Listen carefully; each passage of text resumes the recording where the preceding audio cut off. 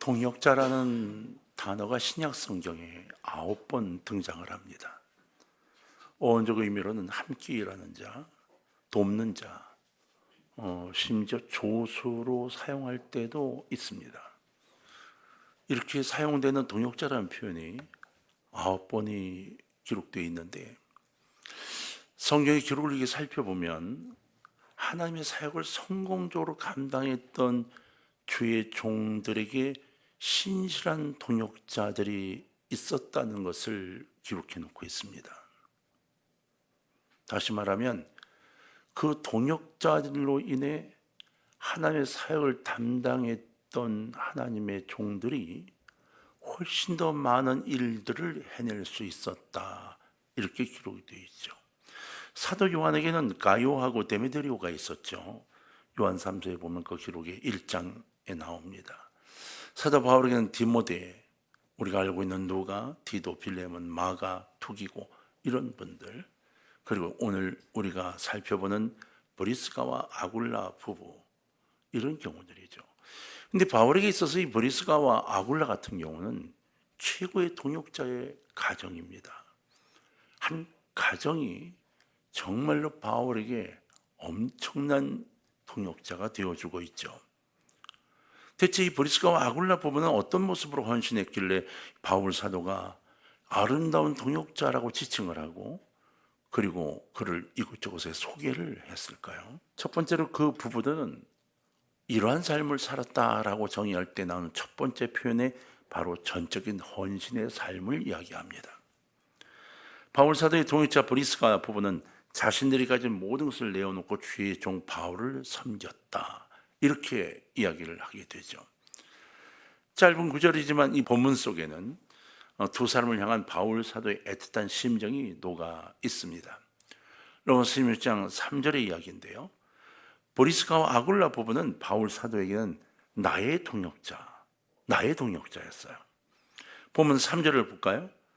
너희는 그리스도 예수 안에서 나의 동역자들인 브리스가와 아굴라에게 문안하라, 이렇게 되어 있습니다. 자, 다 같이 한번 읽어봅시다. 시작. 너희는 그리스도 예수 안에서 나의 동역자들인 브리스가와 아굴라에게 문안하라. 참으로 놀라운 표현이 아닙니까?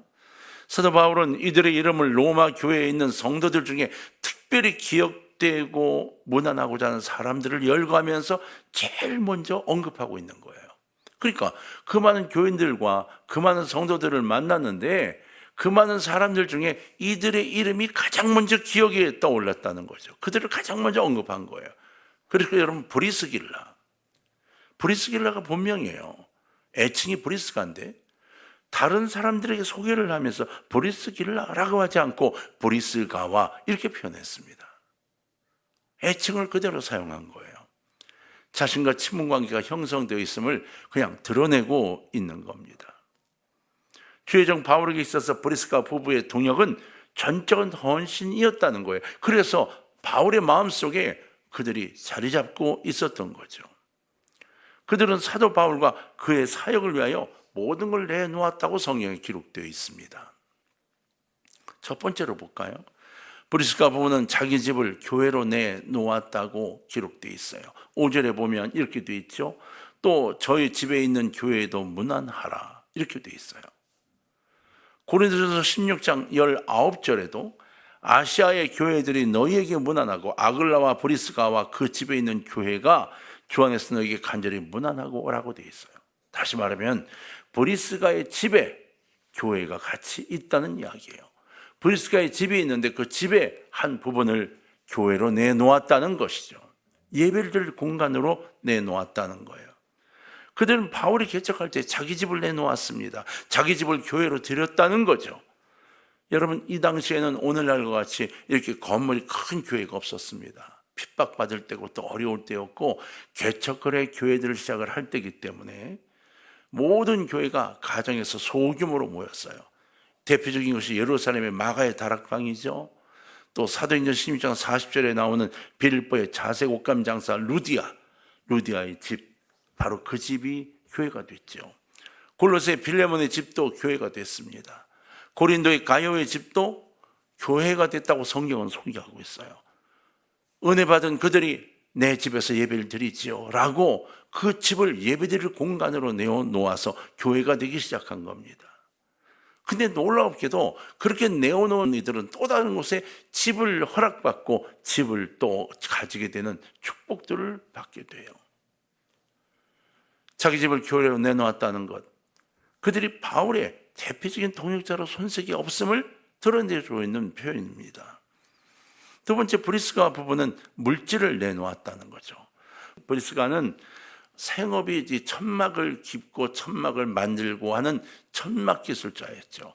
그런 의미에서 바울과 같이 만나기가 쉬웠어요. 같이 천막을 깁는 기술을 갖고 있었으니까. 어쨌든 바울은 그 집에서 함께 지내면서 이 천막을 깁고 그것을 먹고 살면서 복음을 전했던 거예요. 그러면서 브리스가 부부에게 복음이 전해졌고 그 브리스가 부부가 하나님을 만나고 전적으로 바울을 돕기 시작을 하게 된 겁니다. 바울은 이 브리스가 부부를 통하여서 복음을 증거하며 많은 도움을 받게 됩니다. 물질이 없이는 움직이지 못하는 시대에 그 물질의 도움을 받으며 복음을 증거할 수 있는 여건들을 이제 갖게 되는 거죠. 하나님께서 우리가 원하시는 삶, 물질의 청지기로서 주신 것을 감사하며 하나님의 물질을 사용할 수 있는 삶, 이것을 하겠다고 브리스가 내외가 나선 거예요. 여러분, 물질의 욕심을 갖고 있는 사람은 동역자가 될 수가 없습니다. 하나님 주신 것이니 하나님을 위해 사용합니다라고 결단을 세우고 믿음을 세운 자들만이 동역자가 될 수 있는 거죠. 디모데전서 6장 6절로 10절을 볼까요? 바울 사도는 이렇게 가르쳤습니다. 그러나 자족하는 마음이 있으면 경건은 큰 이익이 되느니라. 우리가 세상에 아무것도 가지고 온 것이 없음에 또한 아무것도 가져가지 못하리니 우리가 먹을 것과 입을 것이 있은즉 족한 줄로 알 것이니라. 부하려 하는 자들은 시험과 올무와 여러 가지 어리석고 해로운 욕심에 떨어지나니 곧 사람으로 파멸과 멸망에 빠지게 하는 것이라. 돈을 사랑함이 일만하게 뿌리가 되나니 이것을 탐내는 자들은 미혹을 받아 믿음에서 떠나 많은 근심으로써 자기를 찔렀도다. 재물의 욕심을 갖고 있는 이들은 이렇게 된다고 바울은 걱정했던 거죠. 여러분, 브리스가와 아굴라 부부는 교회와 주의 종의 사역을 위해 최선을 다했습니다. 시간과 물질을 들였죠. 그들은 사도 바울의 아름다운 동역자가 되었습니다. 세 번째로 브리스가 부부는 바울의 목숨을 위해 자신들의 목숨까지도 내놓겠다고 작정했던 이들이었다고 바울은 말해요. 바울은 4절에서 이렇게 말했어요. 그들은 내 목숨을 위해 자기들의 목까지도 내놓았나니. 굉장히 무서운 표현입니다. 사형 집행자의 칼날 밑에 목을 내어놓았다, 이런 뜻이에요. 이 표현을 그대로 다시 번역을 하면 사형 집행자가 칼을 들고 목에 갖다 대고 들었다 내려놓으려고 할 그때 목을 내어놓고 난 바울을 위하여, 그리고 바울 대신 목을 내밀었다, 이런 뜻으로 사용한 표현입니다. 바울이 그렇게 말한 거예요. 내 목이 거기 있어야 하는데 브리스길라와 이 아굴라가 나를 밀쳐내고 자기의 목을 집어넣고 있는 형태다, 이렇게 이야기한 거예요. 사도 바울의 생명을 위하여 자신들의 목숨을 걸었다는 은혜적 의미를 사용한 거죠. 사도 바울의 목숨을 위협했던 폭동들이 일어났을 때 바로 이들이 그 바울을 위해 최선을 다했죠. 목숨 걸고 사도 바울을 살려낼 만큼 헌신적이었죠. 성도 여러분, 브리스가 아굴라 부부가 이렇게 할 수 있었던 이유가 뭘까요? 왜요? 하나님의 일꾼이었기 때문인 거예요. 주님을 전하는 주의 종에 대한 사랑, 이것이 극진했기 때문에 그 복음을 증거하는 주의 종을 사랑했던 거죠. 인간적이 아니라 바로 영적인 부분인 거예요. 그렇게 브리스가 부부는 집도 물질도 목숨같이 내놓을 수 있었던 거예요. 많은 사람들이 바울 사도를 향해 온갖 음모의 핍박을 가해오던 시기에 이들 부부는 모든 것을 동원하여 주의 종을 돕는 동역자의 삶에 헌신했습니다. 주의 종 바울은 브리스가 부부의 헌신과 사랑을 잊을 수가 없었어요. 그래서 로마 교회에 보내는 편지에 브리스가 아굴라 이 이름을 가장 먼저 기록하고 이들을 기억해달라고 요청해 놓았던 거죠. 여러분 그냥 무엇인가 얻기 위해 하나님을 믿습니까? 아니면 예수 그리스도로 하여 구원받은 이 구원에 대한 감사함으로 누군가의 동역자가 되어져 가고 계십니까? 주님께서 우리 교회에 편지를 보내오신다면 주님의 동역자 명단에 여러분의 이름이 올라갈 수 있습니까? 한번 돌아보세요. 예수님이 편지를 우리 교회에 보내서 내가 말이야 이 누구를 기억하느라고 이름을 적을 때 나의 이름이 기록되어 있을 거라고 생각되어지십니까? 여러분 초대교회 카타콤 동굴에 로마 그 지하 동굴에 300년 동안이나 무서운 박해를 받으면서 그리스도인들이 그것에 숨어들어 살기도 하고 지내며 예배를 드렸습니다. 기록에 보면 많은 그리스도인들이 정말 피곤한 모습, 삐쩍 마른 모습으로 주님을 믿고 있다가 그 카타콤에서 그냥 죽어갔다고 그래요. 그러면서 그들은 한 가지 고백, 여러분 그 카타콤 벽에 그렇게 새겨놓았대요. 여기저기 예수님은 나의 구주, 이렇게 새겨놓고 세상을 떠났대요. 남이 묻혀서 미라가 되어가는 그 무덤 속에서 죽어가면서 그래도 예수님은 나의 구주라고 이 부르짖음 하나 가지고 살았다는 거죠. 리빙스턴은 아프리카 밀림 속에서 여러분 복음을 증거하면서 열병을 27번이나 걸렸어요. 한쪽 팔이 왼쪽이 사자에게 물려 너덜너덜해지고 결국은 한쪽 팔을 못 쓰게 되면서까지 복음을 증거했죠. 그는 선교지를 떠나지 않았어요. 마지막까지 복음을 전하다가 마지막에 무릎 꿇고 기도하는 모습으로 세상을 떠났습니다. 그들이니까요? 특별한 사람이니까요? 아니에요. 우리나 그나 똑같은 성정을 가진 사람이에요. 어떠한 믿음의 형태를 갖고 있느냐가 아니라 얼마나 많은 믿음을 갖고 있느냐가 차이가 나죠. 우리는 그런 믿음을 갖고 있는 사람을 보면서 나도 그들과 같은 상급을 받기를 원하고 더 큰 상을 받기를 원하면서 그들처럼 되기는 원치 않았잖아요. 하나님이 절대 바보가 아니시라고요. 여러분, 바로 카타콤에서 신앙을 지켰던 그 당시 그리스도인들과 리빙스턴 그리고 수많은 선교지의 목숨을 바치겠다고 결단하고 하나님을 증거했던 많은 이들, 그들이 바로 주님의 동역자인 겁니다. 우리도 마찬가지입니다. 우리도 마찬가지 동역자의 길을 걷는 분들이 많이 계십니다. 동역자의 삶을 살아서 우리 이름 또한 하늘의 빛처럼 빛나게 되길 예수 그리스도의 이름으로 축원합니다. 브리스가와 아굴라의 가정은 주위의 칭송과 감사를 받는 가정이었다는 거죠. 두 번째는 이 부분을 강조해요. 4절 하반절로 한번 가볼까요? 자, 4절 전체를 한번 같이 읽어볼까요? 시작. 그들은 내 목숨을 위하여 자기들의 목까지도 내놓았나니 나뿐 아니라 이방인의 모든 교회도 그들에게 감사하느니라. 할렐루야. 나뿐 아니라 나만이 아니야. 이방인의 모든 교회도 브리스가와 아굴라의 도움을 받아서 그들에게 감사하고 있어 라고 기록하고 있는 거예요. 브리스가 아굴라 부부가 바울 사도를 위해 목숨을 걸고 헌신했던 사실, 이건 당시에 세워져 있던 아시아의 모든 교회들에게 소문이 퍼졌고 그들이 도움의 손길을 받았다는 것을 이야기하고 있는 거예요. 바울은 당연히 두 부부에게 개인적으로 감사한 마음을 가질 수밖에 없었겠지만 중요한 것은 이방인의 모든 교회들도 그들에게 감사해야 한다는 사실이에요. 두 가지겠죠. 그들도 도움을 받았기 때문이고, 그리고 이렇게 바울의 사역을 돕는다는 것 자체가 감사한 일이었기 때문에 많은 교회 성도들이 그 일을 감사했을 거라는 거죠. 이것은 이방 교회들이 이방인의 사도인 바울을 위해 헌신적으로 일하던 이 부부에 대해서 고맙고 감사함을 갖고 있다는 것을 바울이 이야기하고 있는 것이기도 해요. 여러분, 참다운 동역자는 주의 종의 감사의 대상이 될 뿐만 아니라 주의 인정을 받게 되고 주의로부터 칭찬을 얻게 됩니다. 주의 종 바울은 가는 곳마다 이들의 헌신을 간증하며 자랑했어요. 여러분, 우리가 무엇을 해야 될까요? 예수 그리스도의 동역자가 되기 위해 어떻게 해야 할까요? 나를 내려놓고 버려야 됩니다. 브리스가 아굴라는 바로 그렇게 한 거예요. 로마서 16장 6절로 16절을 보면 너를 위하여 많이 수고한 마리아에게 문안하라, 이렇게 시작을 해요. 마지막 로마서를 끝내면서, 그러면서 그렇게 마지막에 인사를 하면서 한 20여 명의 이름을 쭉 적습니다. 누구는 누구, 또 누구의 엄마는 나의 어머니고, 뭐 누구의 가정은 어떻고, 그러면서 개인과 가정에게 감사를 쭉 해요.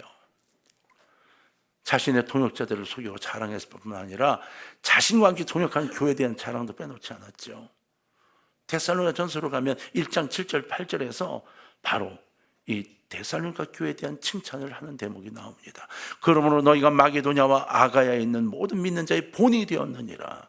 주의 말씀이 너희에게로 마게도냐와 아가야만 들릴 뿐 아니라 하나님을 향하는 너희 믿음의 소문이 각처에 퍼졌으므로 우리는 아무 말도 할 것이 없노라. 데살로니가요, 너희가 말이야, 바울이 막 가슴속이 뜨거운 거죠. 우리 교회가 여러분 바로 그렇게 자랑거리가 되는 교회가 되면 좋겠습니다. 여러분, 우리 전체가 그러한 가정들이 되어져 가고 그런 사람들이 됐으면 좋겠습니다.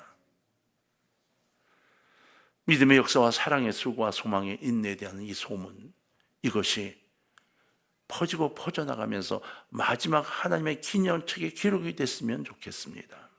사도 바울은 데살로니가 교회를 칭찬해 주고 싶었어요. 그들을 자랑하고 싶었죠. 바울에게 있어 그들은 너무나도 고맙고 감사한 동역자들이었던 겁니다. 이방인의 모든 교회가 감사할 정도로 주의 종의 신실한 동역자가 되었던 브리스가 부부, 교회 전체가 주의 종의 신실한 동역자가 되었던 데살로니가 교회와 성도들, 그들은 위대한 동역자들이었어요. 여러분, 한 사람 한 사람도 마찬가지 동역자가 되시되 목회자의 아니면 가간사들의 어떠한 분들의 동역자가 되어서 최선을 다해 주의 영광을 돌리는 이들이 됐으면 좋겠어요. 우린 자꾸 하나님의 사역을 넓혀나가려고 해요. 여러분, 기도의 동역자들이 되어주시고 하나님의 영광을 위해 나의 재물도 나누는 동역들이 우리 모두에게 있었으면 좋겠습니다. 세 번째, 이 부부는 하나가 되었다는 거예요. 가정이 하나가 되어서 바울을 도왔다는 거예요. 브리스가 부부가 합심해서 헌신했다는 건데 이 다른 동역자하고의 차이예요. 기록을 보면 다른 사람은 다 개인 이름만 나와요. 누구. 그런데 이 브리스길라와 아굴라는 이름이 항상 같이 나와요. 한 번도 떨어져 나온 적이 없어요. 성경에서 이들 부부를 함께 언급한 곳이 모두 6곳이 돼요. 6곳. 여러분, 다른 이들은 혼자였지만 이들은 항상 함께였어요. 이들은 글라디오 황제 때 로마에서 추방되죠. 그 당시 로마에 있던 외지인들을 다 내쫓을 때 쫓겨납니다. 그때 고린도로 이주해요. 바울 사도는 2차 전도여행 때 고린도를 방문해서 이들을 만나요. 그리고 이들 부부를 천막을 만들고 같이 하는데 돕다가 전도의 경비를 도움받아서 복음을 위해 떠나게 되고 나중에 로마에서 이들이 만나면서 더 큰 역사를 이루게 되는 거죠. 여러분, 에베소에서 그들을 만날 때, 고린도에서 만나고 에베소에서 만나고 쭉 만날 때 에베소에 있는 이 두 사람의 집이 바로 하나님의 교회로 드려지게 되는 겁니다. 이들 부부는 로마에 가서 바울 사도를 만나서 끝까지 섬기다가 일생을 마친 것으로 되어져 있어요. 지금의 시대는 부부라도 쉽게 남남이 되는 시대 아니에요. 다 부부로 있지만 자기 고집들을 버리고 사는 시대예요. 여러분, 바로 이렇게 복잡할 때 자기밖에 모르는 시대라 할지라도 여러분 제발 온 가족이 하나가 되어서 주의 몸된 교회를 섬기고 주의 종의 동역자가 되는 것, 이것이 얼마나 귀한 거겠어요. 여러분, 가족이 하나님의 동역자가 되어지는 가정과 가족이 되기를 주의 이름으로 축원합니다. 초대교회는 브리스가와 아굴라 같은 부부와는 반대로 아나니아와 사베라 같은 부부도 있었어요. 그죠? 우리가 알잖아요. 그들 부부는 사도들을 속였어요. 헌금을 드리면서 엑소를 속여서 성령님도 속였어요. 그리고 둘 다 비참한 죽음을 맞이했죠. 브리스가 아굴라 부부는 마지막까지 하나님의 축복을 받는 가정으로 남아요. 여러분, 어느 가정이 될까요? 어느 가정이 되기를 원하세요? 여러분, 자녀들 대를 이어 브리스가와 아굴라 같은 가정이 되기를 소원하시기를 주의 이름으로 부탁합니다. 주의 종의 동역자는 결국 하나님의 동역자인 거예요. 주의 종의 동역자는 장차 주의 종이 받는 상급을 받게 되는 거예요. 예수님의 약속의 말씀 한번 들어볼까요? 마태복음 10장 41절입니다. 다 같이 한번 읽어볼 거예요. 자, 시작. 선지자의 이름으로 선지자를 영접하는 자는 선지자의 상을 받을 것이요, 의인의 이름으로 의인을 영접하는 자는 의인의 상을 받을 것이요. 할렐루야. 예수님이 말씀하셨어요. 42절을 한번 볼까요? 계속해서 시작. 또 누구든지 제자의 이름으로 이 작은 자 중 하나에게 냉수한 것이라도 주는 자는 내가 진실로 너에게 이르노니 그 사람이 결단코 상을 잃지 아니라 하시니라. 아멘. 여러분, 이 땅에선 재물이 우선이죠. 꽉 붙잡아 놓고 싶지 않죠. 하지만 제가 여러분께 그렇게 부탁을 하죠. 여러분, 작은 교회 목회자들 우리와 설교를 한 기회가 생기거든.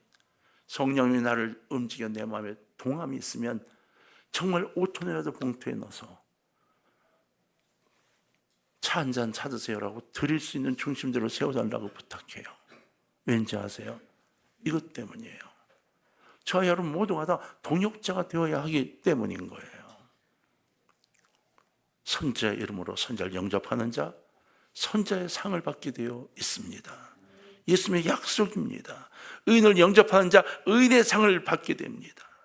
제자의 이름으로 이 작은 자 중 하나의 냉성을 주는 자는 내가 진실로 너에게 이르노니 그 사람이 결단코 상을 뭐하지 않는다? 잃지 아니하리라 말씀하셨어요. 예수님의 약속입니다. 여러분 대대로 복을 받고 싶으세요? 그러면 여러분의 사랑의 마음을 나누세요. 그분을 위해 기도해주고 주의 사랑으로 안아주세요. 프리스가 부부처럼 동역자의 삶을 산 가정이 정말로 주님의 상급을 어떻게 받는지를 살펴보세요. 갈수록 점점 더 번성해가고 커가도록 되어 있습니다. 우리 가족 모두의 이름이 천국의 동역자 명부에 선명히 기록되어지도록 꿈꾸는 신앙이 되시기를 주의 이름으로 부탁을 드려요. 성도 여러분, 주님의 동역자, 주의 종의 동역자가 되시기를 결단하는 은혜가 있기를 바랍니다. 여러분 가정이 동역자가 되어주셨으면 좋겠어요. 누구의? 하나님의. 그리고 복음을 증거하는 많은 이들의 이 가정의 달을 보내면서 우리 가정은 그래 동역자가 되어지자 결단을 세우셔서 진짜 하나님 주신 복을 내 것으로 만들어 가시기를 주의 이름으로 축원합니다.